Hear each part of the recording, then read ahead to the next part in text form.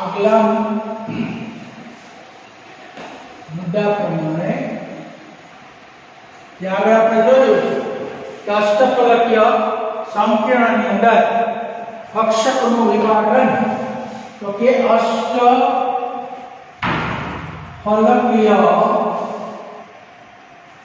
અષ્ટફલકીય સંકીર્ણમાં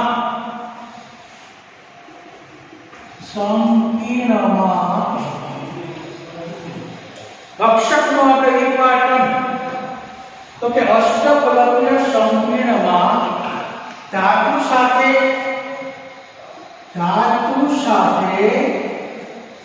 લિગેન્ડની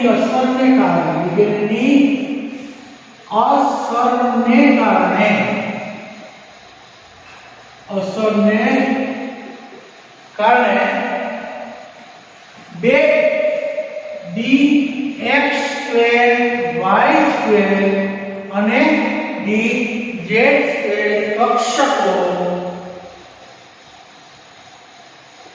કક્ષકો ઊંચા ઉર્જા સ્તર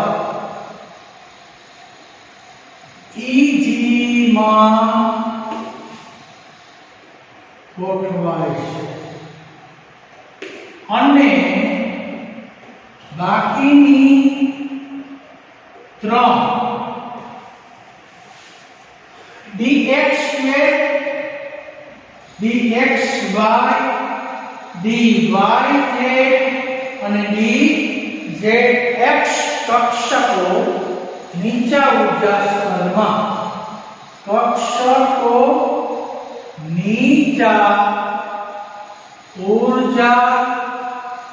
સ્તરમાં ગોઠવાય નીચા ઉર્જા સ્તર T2G માં ગોઠવાય છે એટલે અષ્ટફલકીય સંકીર્ણમાં ધાતુ સાથે લિગેન્ડની અસર થાય ત્યારે બે કક્ષકો ઊંચા ઉર્જા સ્તર Eg માં અને ત્રણ કક્ષકો નીચા ઉર્જા સ્તર T2G માં ગોઠવાય એટલે સામાન્ય રીતે આ રીતે કક્ષકની અંદર ગોઠવણી થાય હવે જ્યારે કક્ષકો નું વિભાજન થાય ત્યારે સ્ફટિક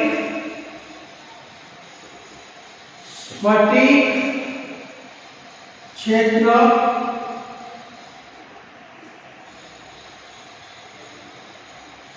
વિભાજન ઊર્જા ડેલ્ટા 0 કહે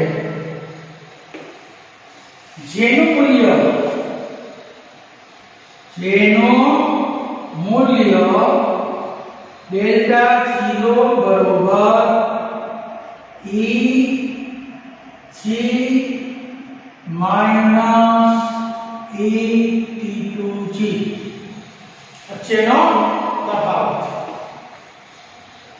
હવે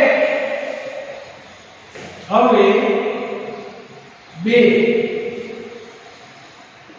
dx2 y2 અને dz2 કક્ષકોની ઊર્જા dx2 y2 dz2 ની 3/5 ડેલ્ટા 0 જેટલી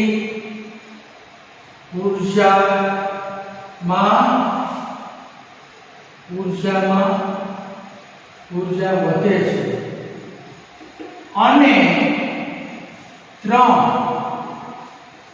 dx y dy dz x ની 2/5 ડેલ્ટા 0 જેટલી ઉર્જા ઘટે છે એટલે કે સામાન્ય 0.6 0.6 જેટલી ઊર્જા વધે અને 0.4 જેટલી ઊર્જા ઘટે એટલે 3/5 ડેલ્ટા 0 એટલે કે 0.6 જેટલી ઊર્જામાં વધારો થાય અને ત્રણ કક્ષક છે એની 0.4 જેટલી ઊર્જામાં ઘટાડો થાય છે એટલે અષ્ટફલકીય આગલા મુદ્દાથી ચાલુ રાખીએ કે અષ્ટફલકીય સંકીર્ણમાં સ્ફટિક વિપાટન સમજાવો હવે આપણે જોઈએ કે અષ્ટફલકીય સંકીર્ણની અંદર ડી કક્ષકમાં ઇલેક્ટ્રોનની ગોઠવણી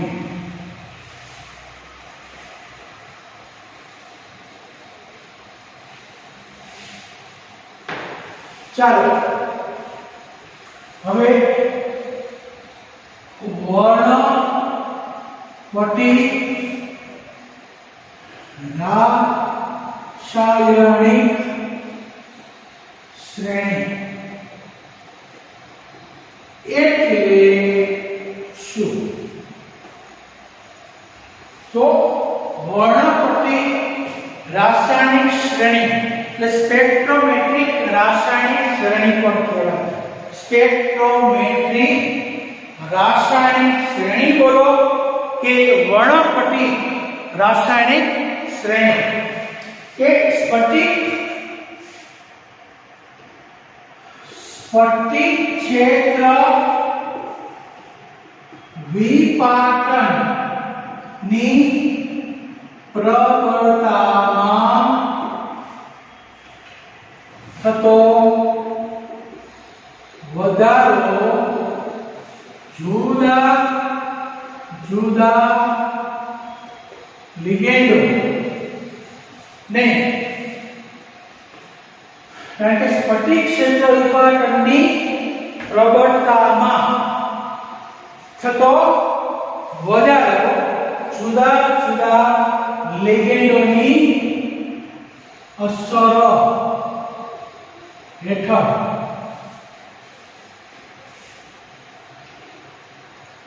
ગોઠવાય તો તેનાથી રચાતી શ્રેણીને વર્ણપટી રાસાયણિક શ્રેણી કહે છે તો સ્ફટિક ક્ષેત્ર વિપાટનની પ્રબળતા જુદા જુદા લિગેન્ડની અસર હેઠળ ગોઠવાય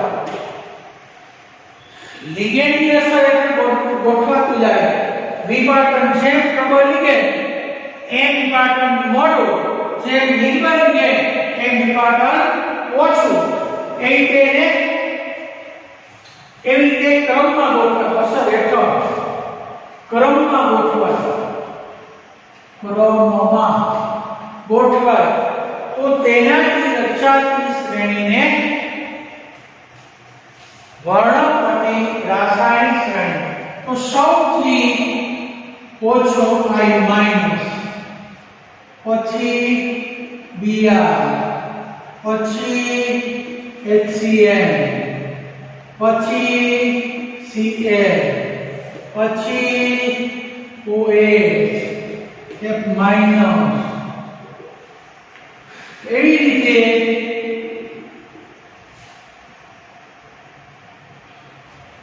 Cn માઈનસ CO તો આવી રીતે આ ગોઠવાય તો એની અંદર રચાતી શ્રેણી બની એને વર્ણપટી રાસાયણિક શ્રેણી કહે છે તો વર્ણપટી રાસાયણિક શ્રેણી કોની કહે છે। તો આ એક પ્રશ્ન છે અને આ તમને MCQ માં પૂછાય એનો ક્રમ કે સૌથી વધુમાં વધુ પ્રબળ લિગેન્ડ CO, સૌથી નિર્બળમાં નિર્બળ લિગેન્ડ I- આયોડાઇડો અને કાર્બોનિલ।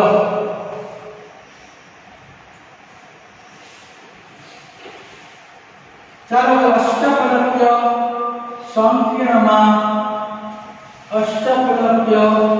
સંકીર્ણની ડી કક્ષકમાં ઇલેક્ટ્રોનની ડી કક્ષકના અષ્ટફલક્ય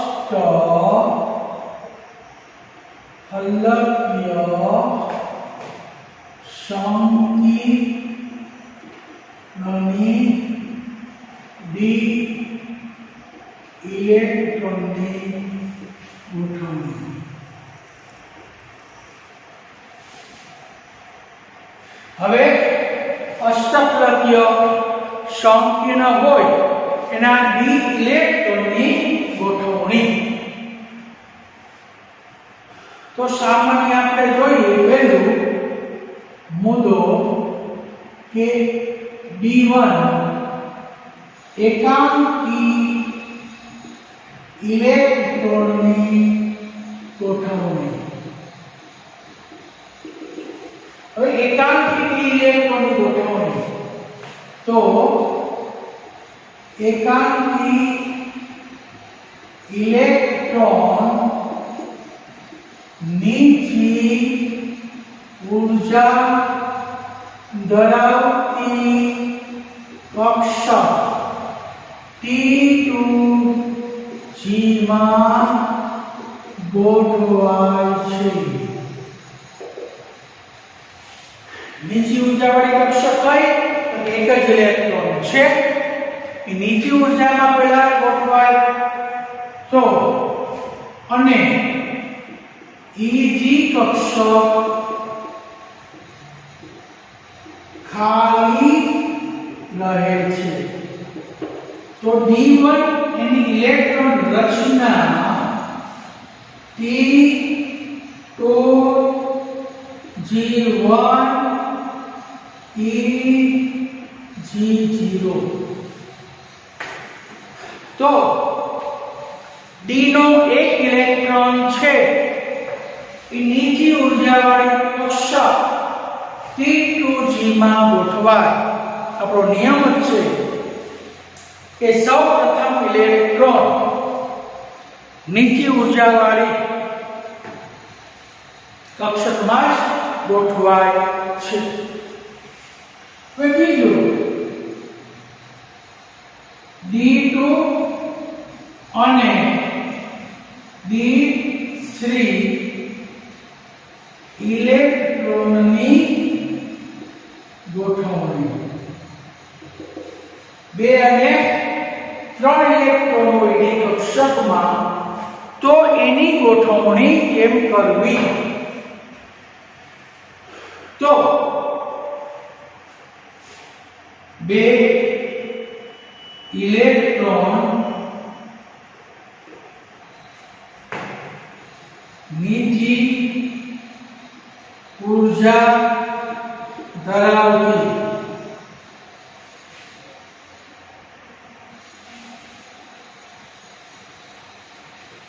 બે અને 3 ઇલેક્ટ્રોન મૂળના નિયમ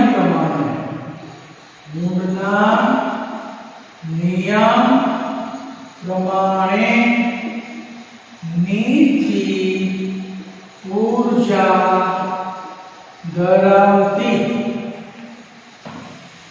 T2G કક્ષકમાં ગોઠવાશે। તો D2 માટે T2G2 EG0, D3 માટે T2G3 Eg0 કારણ કે 3 અને 1 ઇલેક્ટ્રોન આ ઊંડના નિયમ પ્રમાણે x y y z z x લખ્યું છે અહીંયા ઊંડના નિયમ પ્રમાણે જ ગોઠવાય. હવે પહેલો નિયમ કીધો આપણે એક ઇલેક્ટ્રોન છે એટલે નીચે ઉલટ સ્તરમાં ગોઠવાય. બીજો ઇલેક્ટ્રોન છે એક એક ઇલેક્ટ્રોન પહેલા ગોઠવાય ઊંડના નિયમ પ્રમાણે. ત્રીજો ઇલેક્ટ્રોન છે એક એક પ્રમાણે ગોઠવાય ઊંડના નિયમ પ્રમાણે. હવે બીજા ચોથો ઇલેક્ટ્રોન છે એકની ગોઠવણીમાં કક્ષકનું બે વિભાગમાં વિભાજન થાય છે.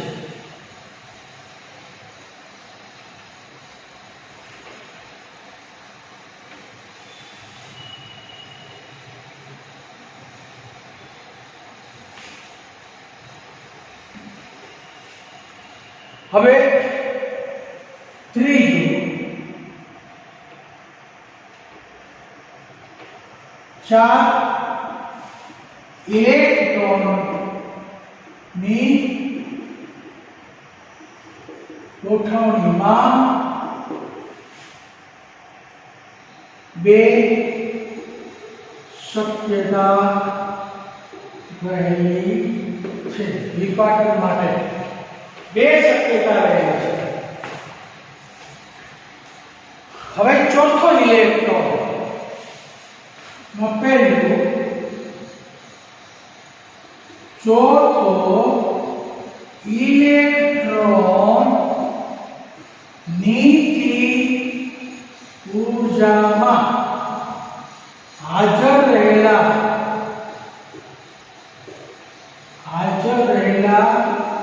ઇલેક્ટ્રોન સાથે યુગ્મન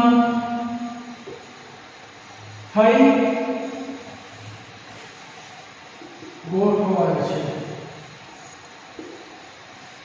એટલે ચોથો ઇલેક્ટ્રોન ક્યાં જાય કે નીચી ઊર્જા T2G માં જેમાં હાજર રહેલા ઇલેક્ટ્રોન સાથે યુગ્મન થઈને ગોઠવાય. એટલે B4 માટે એવી શક્યતા કે T2G4 Eg0.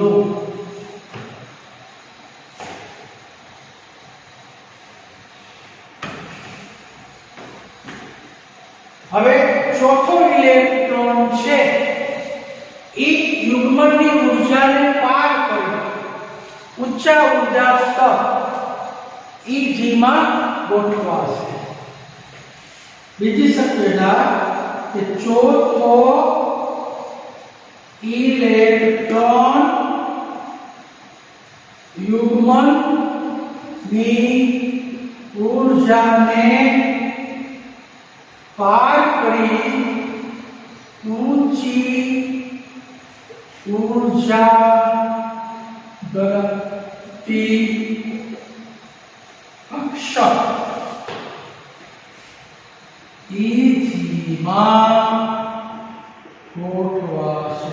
એટલે કે યુગ્મન નહીં થવા દે પણ યુગ્મનની ઊર્જાને પાર કરી એટલે ઊંચી ઊર્જા ધરાવતી કક્ષકમાં જાય. તો D4 એ માટે T2G ના 3 તો છે Eg નો 1. એટલે બે શક્યતા છે. બે શક્યતામાંથી કઈ ધારણા બે શક્યતામાંથી કઈ શક્યતા સાચી હોય તે ડેલ્ટા 0 ની માત્રા અને ઇલેક્ટ્રોન યુગ્મની ઊર્જા P ઉપર આધાર રાખે છે. કઈ શક્યતા શક્ય બને છે? જો ચોથો ઇલેક્ટ્રોન છે એ નીચી ઊર્જામાં ગોઠવાય જેમાં રહેલો ઇલેક્ટ્રોન એની સાથે યુગ્મન થાય. એટલે આવી રીતના ત્રણ કક્ષક છે. આવી રીતના ત્રણ ઇલેક્ટ્રોન છે આમાં યુગ્મન થઈ ગયું. એટલે આ રીતે ગોઠવાય. એટલે હવે બીજી શક્યતા એ છે કે ચોથો ઇલેક્ટ્રોન છે એ યુગ્મન થાય એની ઉર્જાઓ એના કરતા ઓછી ઉર્જા જાય ત્યારે ઊંચા સ્તરમાં ફેંકાઈ જાય એટલે ઈજીમાં ગોઠવાય. તો બે શક્યતામાંની કઈ શક્યતા જોવા મળે એનો આધાર બે ઉર્જા ઉપર રહેલો છે.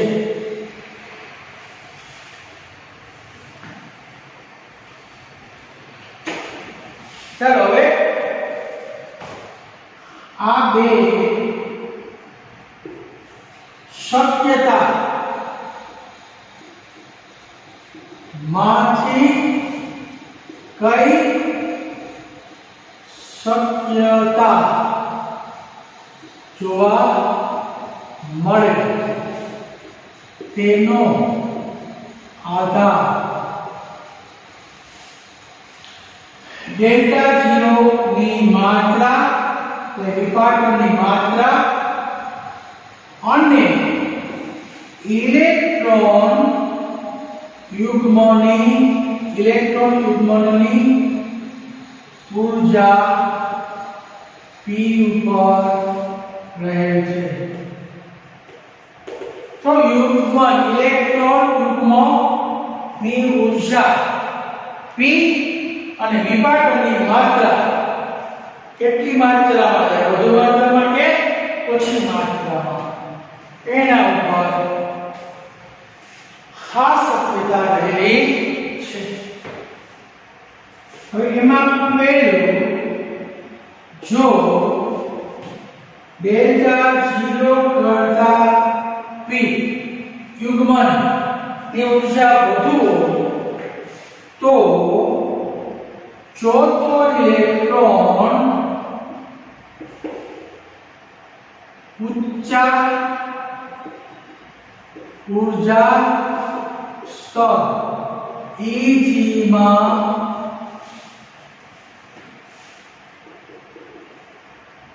ગોઠવાય છે.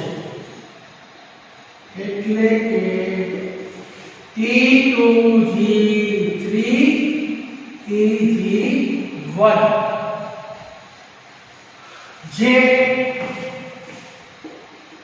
નિર્બળ લિગેન્ડ ક્ષેત્ર કહે, નિર્બળ લિગેન્ડ ક્ષેત્ર કહે. કારણ કે નિર્બળ લિગેન્ડ ક્ષેત્ર હોય એની અંદર નિર્બળ લિગેન્ડ ક્ષેત્ર એની અંદર ઇલેક્ટ્રોન છે એ નીચી ઉર્જામાં રહેવાને બદલે ઊંચી ઉર્જામાં જાય, જેને ઉચ્ચ ભ્રમણ સંપૂર્ણ બનાવે, જે ઉચ્ચ ભ્રમણ સંકીર્ણ બને. દાખલા તરીકે માં Cl H2O F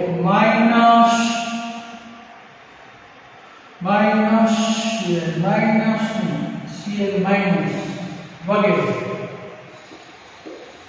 જે નિર્બળ લિગેન્ડ કહે કે યુગ્મનની ઊર્જાને પાર કરી ઉચ્ચ પ્રમાણ ઊંચી ઉર્જા કક્ષકમાં ઇલેક્ટ્રોન ગોઠવાય. બીજી શક્યતા જો યુગ્મન ઊર્જા ઓછી હોય તો ચોથો ઇલેક્ટ્રોન નીચી ઊર્જા ધરાવતી T2G કક્ષકમાં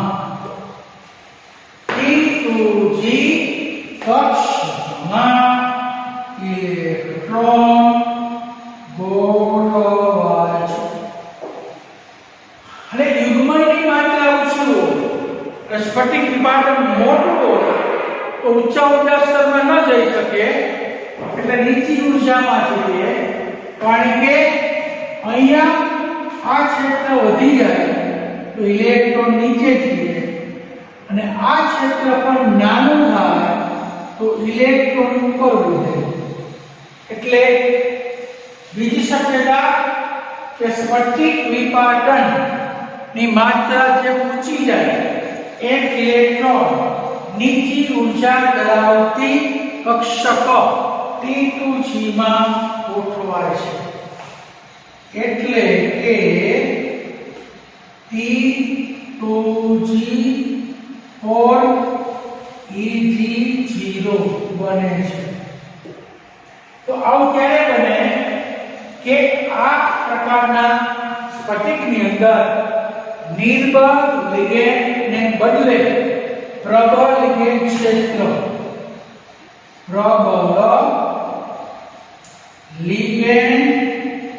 ક્ષેત્ર ઉત્પન્ન થાય જેને પ્રબળ લિગેન્ડ ક્ષેત્ર કહે છે. જેમાં નીચું ભ્રમણ થાય, ઇલેક્ટ્રોનનું ભ્રમણ હંમેશા નીચું, તો નીચા ભ્રમણ સંકીર્ણ બનાવે કે જે નીચા ભ્રમણ સંકીર્ણ બનાવે. તો નીચા ભ્રમણ સંકીર્ણ બનાવે છે. તો સામાન્ય રીતે નીચા ભ્રમણ સંકીર્ણ બનાવે છે. તો આ છે અષ્ટકલકીય સંકીર્ણની અંદર ઇલેક્ટ્રોનની ગોઠવણી માટેના આ નિયમો. તો પહેલું જોયું કે જો P1 એક જ ઇલેક્ટ્રોન હોય તો ક્યાં જાય તો કે નીચી ઊર્જા T2G માં. બે અને ત્રણ ઇલેક્ટ્રોન હોય ઈ પણ મૂળના જ નિયમ પ્રમાણે ત્રણેય સમાન શક્તિ ધરાવતી કક્ષકમાં એક એક ઇલેક્ટ્રોન ભરાય એટલે T2G 2 Eg0 T2G3 Eg0. હવે આપણે જોયું D4 ચાર ઇલેક્ટ્રોનની ગોઠવણીમાં બે શક્યતાઓ. આ બે શક્યતાઓમાંથી કઈ શક્યતા જોવા મળે તેનો આધાર D0 ની માત્રા અને P ની ઊર્જા ઉપર હોય. D0 ની માત્રા ઓછી હોય અને યુગ્મન ઊર્જા ઓછી હોય તો વિપાટન નાનું થાય, યુગ્મન ઊર્જાને પાર કરી અને ઊંચી ઊર્જામાં ગોઠવાય જાય. જો વિપાટન ઊર્જા મોટી હોય અને યુગ્મન ઊર્જા ઓછી હોય તો ઇલેક્ટ્રોન ઊંચા સ્તરમાં ન જઈ શકે એટલે નીચા સ્તરમાં ચોખ્ખો ઇલેક્ટ્રોન ગોઠવાઈ જાય. હવે ઓલું નિર્બળ ક્ષેત્ર લિગેન્ડ કહેવાય. આ પ્રબળ લિગેન્ડ ક્ષેત્ર કહેવાય જે નીચા પ્રમાણ સંકીર્ણ બનાવે, ઓલું ઉચ્ચ પ્રમાણ સંકીર્ણ બનાવે. એટલે આ બે વચ્ચેનો તફાવત પણ પૂછી શકાય.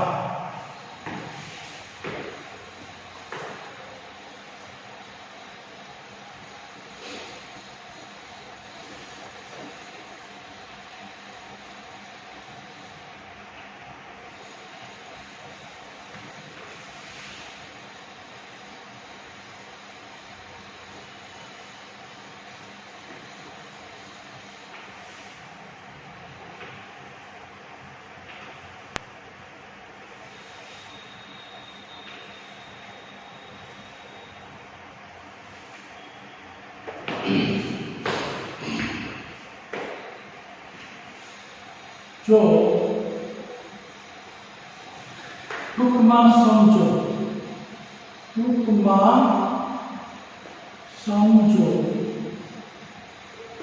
જો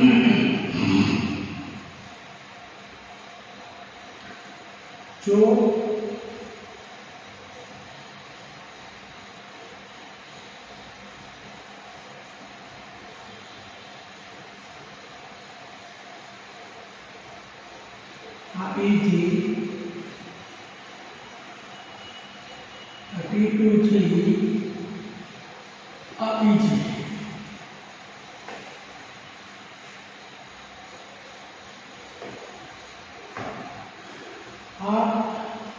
dx square y square dz square dx y dy z dz. હવે ડેલ્ટા 0 હવે એની માત્રા પેલું ડેલ્ટા 0 એની માત્રા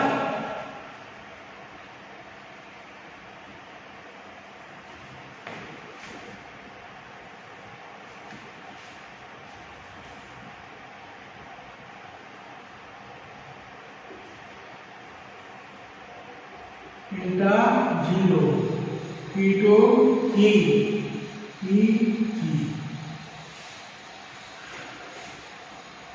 by 2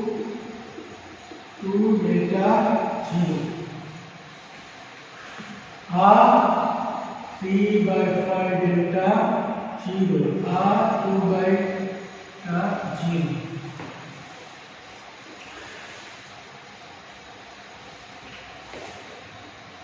હવે બીજી શક્યતા પહેલી શક્યતા અને બીજી શક્યતા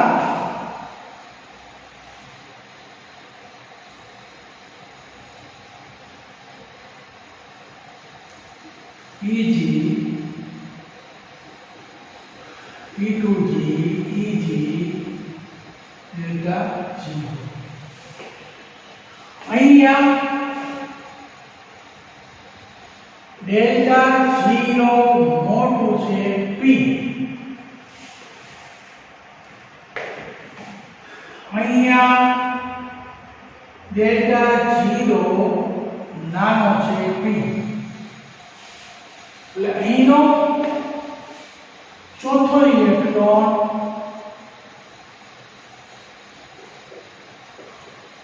અહીંયા ચોથો ઇલેક્ટ્રોન નીચે આ ઇલેક્ટ્રોન ઊંચા ઉર્જા સ્તરમાં જાય આ ઇલેક્ટ્રોન નીચા ઉર્જા સ્તરમાં ગોઠવાય એટલે સામાન્ય રીતે આપણે બે ઉર્જા સ્તર બતાવીએ એક નીચા ઉર્જા સ્તર અને બીજો ઊંચા ઉર્જા સ્તર તો આનો જે ગાળો વધી જાય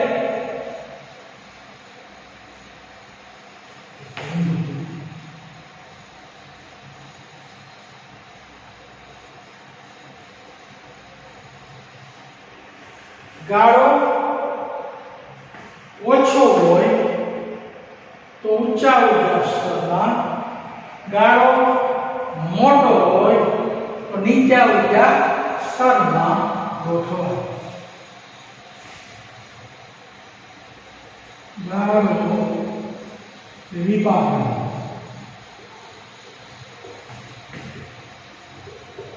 મોટો હોય તો ઇલેક્ટ્રોન નીચા ઉર્જા સ્તર P2G માં ગોઠવાય છે જેમ ગાળો નાનો જેમ ગાળો મોટો જેમ ગાળો મોટો એમ ઇલેક્ટ્રોન નીચા ઉર્જા સ્તર જેમ ગાળો નાનો એમ ઇલેક્ટ્રોન ઊંચા ઉર્જા સ્તર જેમ વિભાજન ઓછું વિપાટન ઓછું. તો વિપાટન ઓછું કેમાં થાય? નિર્બળ લિગેન્ડ ક્ષેત્ર. વિપાટન ઓછું તેમ ઇલેક્ટ્રોન ઊર્જા સ્તર Eg માં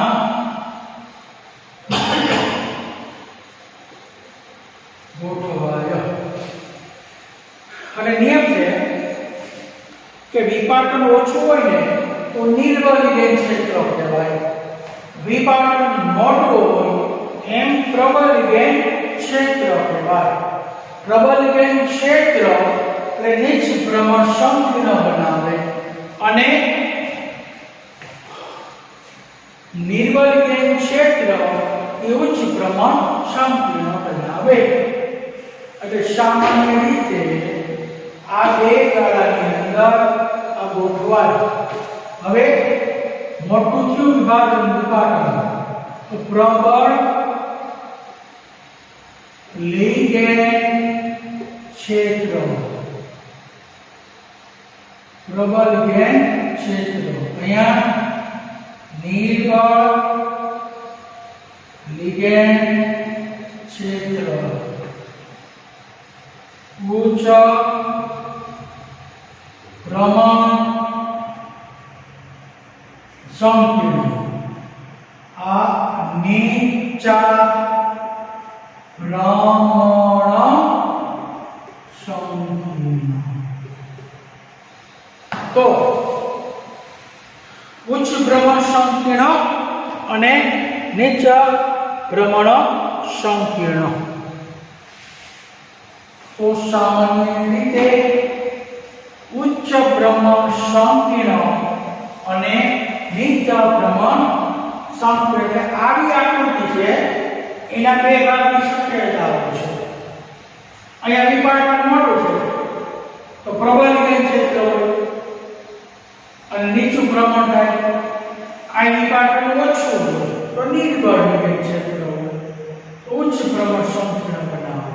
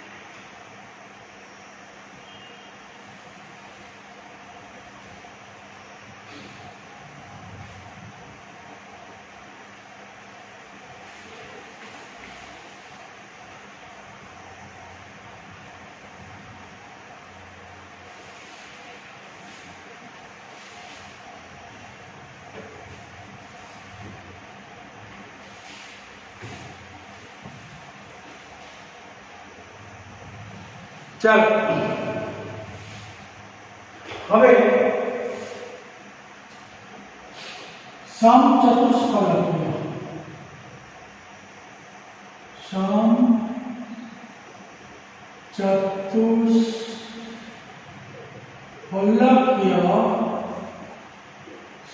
સ્ફટિકમાં વિપાટન. સ્ફટિક ક્ષેત્ર વિપાટન.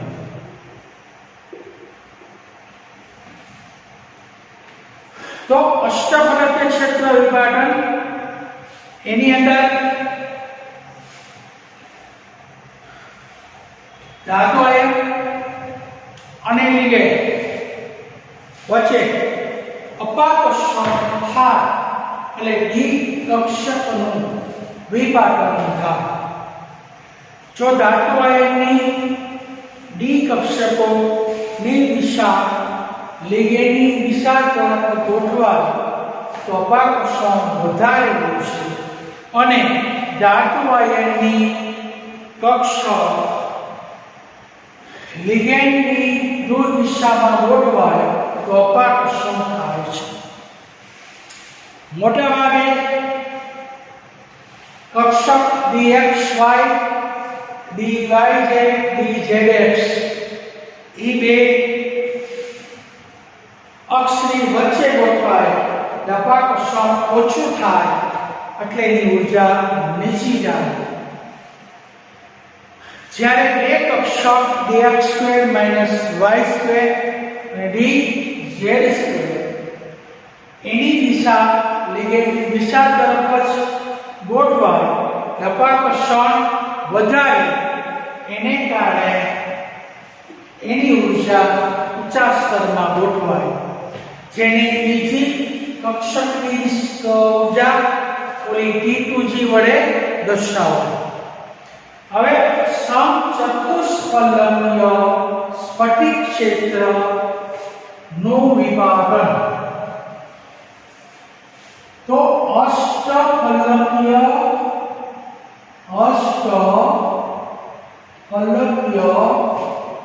સ્ફટિક ક્ષેત્રના વિપાટન કરતા ઊંધું છે ઉલટું છે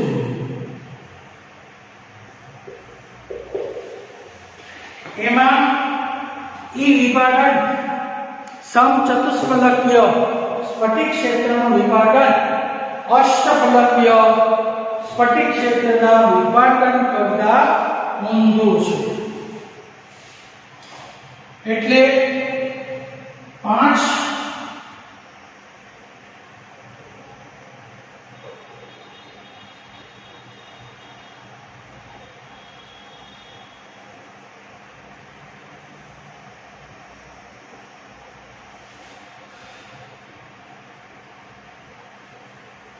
समशक्ति जलाती 5 सरेराश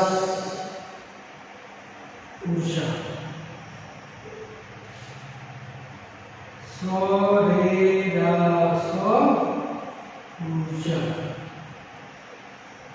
D कक्षक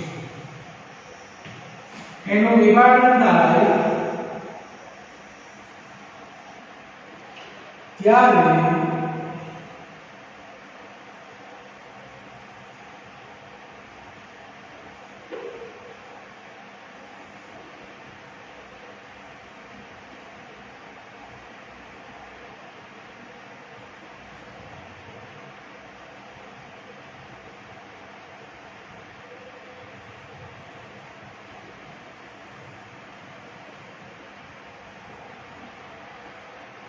d x y dy z dz x ઊંચા ઊર્જા સ્તરમાં અને dx2 y2 અને dz2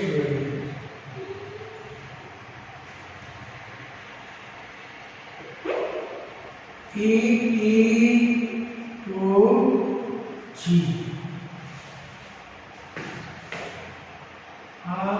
एमी डेल्टा 0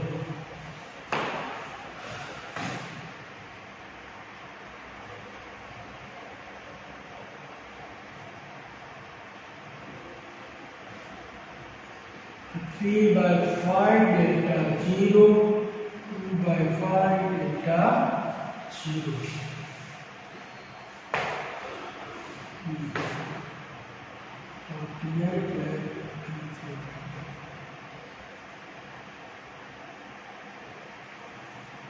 ऊर्जा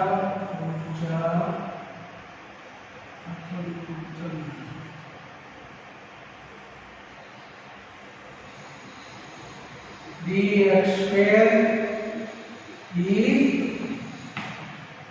2/5 delta 0 and 3/5 delta 0 એટલે આને કહેવાય T2g માં ઉલટી જાય કે આ ઊર્જા ઓછી થઈ જાય વિભાજન આ ઊર્જાનો દાડો વધી જાય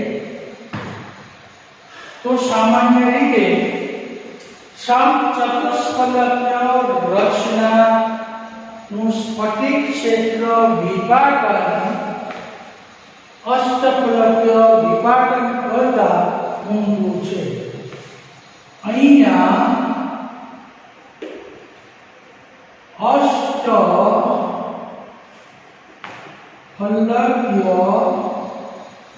સ્ફટિક ક્ષેત્ર विभाजन ऊर्जा डेल्टा 0 करता सम चतुष्फलकीय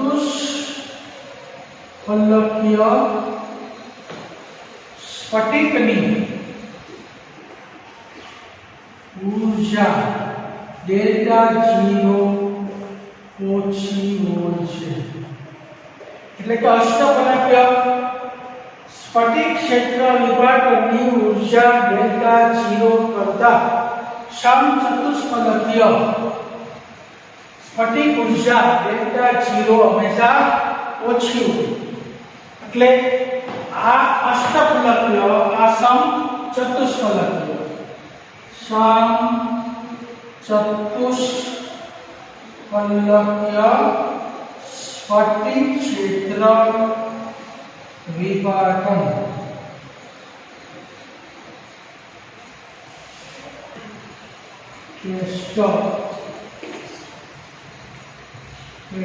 सम चतुष्फलकीय स्फटिक क्षेत्र विभाजनની आकृति દોરો.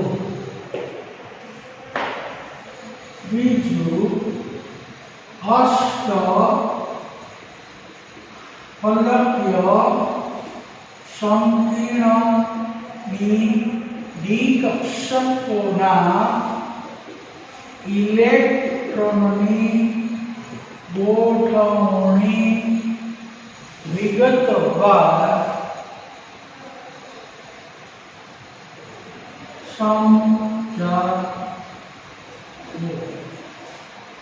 ત્રીજું વર્ણપટ્ટી રાસાયણિક શ્રેણી એટલે શું? શ્રેણી દર્શાવો.